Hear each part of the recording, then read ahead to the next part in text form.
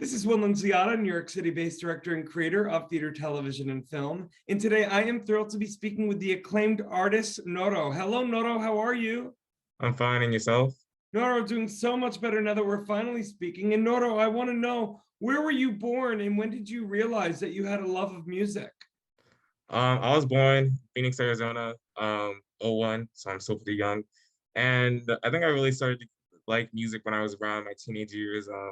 I started to realize like how beautiful music was and like how it can really appeal to people's emotions. And as I started getting older and I started listening to more music, I thought it was really cool how music can like really help you in your darkest times. And I thought it was cool how it can help people all across the world through their darkest times. So I was like, I want to do that when I get older. I want to be able to help people all across the world with their problems. And that's when I was like, okay, I'm gonna start making music.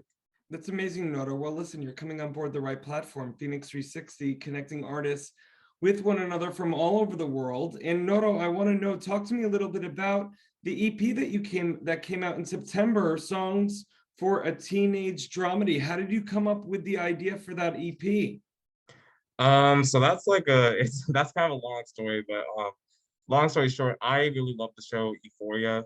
That's on HBO Max. Oh my And God, I'm obsessed with Euphoria. yeah, like Euphoria is a very big inspiration of my music. And the reason for that is because growing up in high school, I think it's very hard for kids to really express themselves and like let people know that what they're dealing with. I think that's kind of leads to some of the problems that happen in Euphoria, parents not really being involved and not seeing the signs that your kids aren't okay. So then I was watching that show and a bunch of other teenage dramedies as well. And I just really liked how like the sound design was for it. I know Labyrinth composes the music for Euphoria, and I'm a very big fan of him as well because I like how he uses electronic and pianos and so many other instruments like create these really interesting moods. And I was like, I want to just like similar to that. So I came with my song with my EP because I went through a lot of different emotions through high school, like I think most teenagers do. And basically, the EP is a concept album, and each song is basically about the whole EP is essentially about falling in and out of love. So the first song on there was titled, I believe, "Don't Lose Her," and then each song after that, it's only 4 songs, but each song kind of deals with the slow descent into like losing the person that you first fall in love with. So each song kind of like takes that over, and then of course the last song being the season finale, which of course is how the teenage dramedy would end. Well, Noto, you're also a great storyteller. I mean, even just based upon your album, it's like you built four acts in a play. You know what I mean? Is that Yeah. something that you look is that something you look forward to continuing doing with your music, kind of creating these little mini, dare I say, vignettes within a greater storyline? Yeah, so thank you very much for noticing that. I never really thought that myself, but for me personally, my process it all starts with a word or a feeling, and then from there I just start writing or just start creating.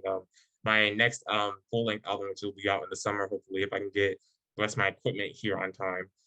It will be something similar. It would just be talking about more like my life experiences in general, not just throughout high school. But yeah, I like again going back to the diving, like kind of putting my emotions into my songs. I really like the idea of starting things with, like a word in my head, like a feeling. Like even right now, I'm writing a song for my album called Indescribable, and another song called Snow Globe, which is all about the feeling of being in love with someone, but not being able to like your love is like so strong for this person, you can't really describe it if it's the term indescribable.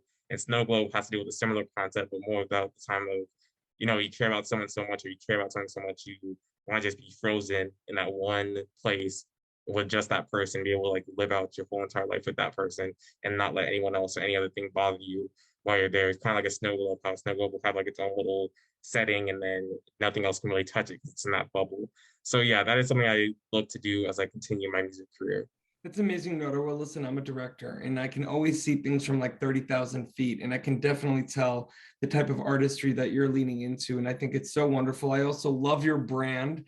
Everything about you is kind of like, everything from the hair to the mask to the music. I think what you're offering, Noto, and correct me if I'm wrong, is that you're almost taking yourself out of it and that you're making it truly about the art in that when I mean taking yourself out of it, it's like every message about what you're talking about and the way that you present yourself is you're speaking for the every man and every woman out there, that there is a universality to what you're talking about. Is that something conscious in terms of everything that you're doing in terms of the whole brand that is Noro? Yeah, that's exactly what I'm trying to do. So the mask, it won't be here for long. Just as of right now, I still want to remain a little bit mysterious. I think I'm gonna start not wearing it once my full length album comes out. I love it. Um, Thank you.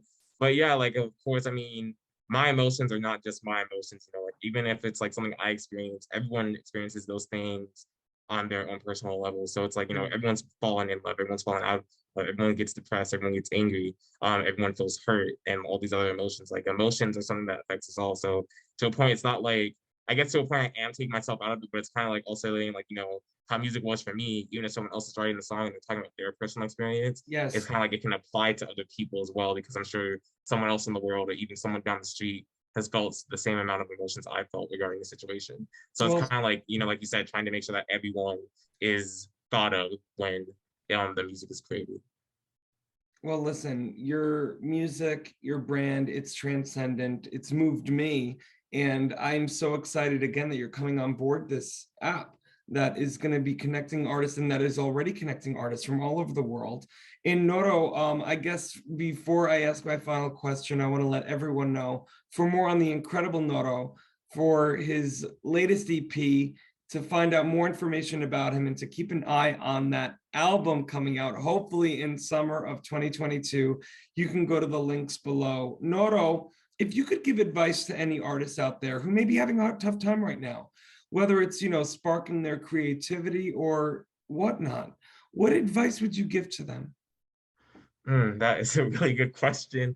Um, I would say my best advice would probably be don't give up. There's always there if you're an artist, whether it's painting, music, whatever you're trying to do, there's gonna be times where you feel um I guess you could say small compared to like, you know, me and all my inspirations. There was times I was like, oh well, I'll never be as good as them and so on and so forth. And I think at the end of the day you have to realize that no, you won't, but at the same time, your art doesn't have to necessarily be their art. For example, like I said, when I first started making music, I was originally going to be a trap metal artist, which is a genre that mixes metal and trap.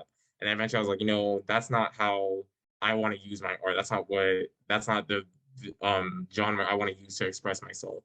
So now I'm doing this weird thing where I mix metal, pianos and electronics and hip hop all together to hopefully create my own genre. So, you know, it's more of like, you know, keep your own, kind of like create your own lane, like how you're creating your own art, create the path you want to go down and follow that. Don't try to follow the path of someone else.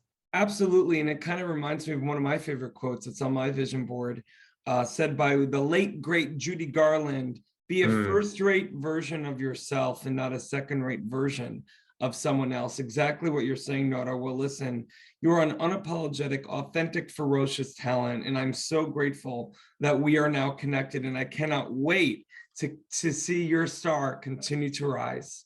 thank you so much.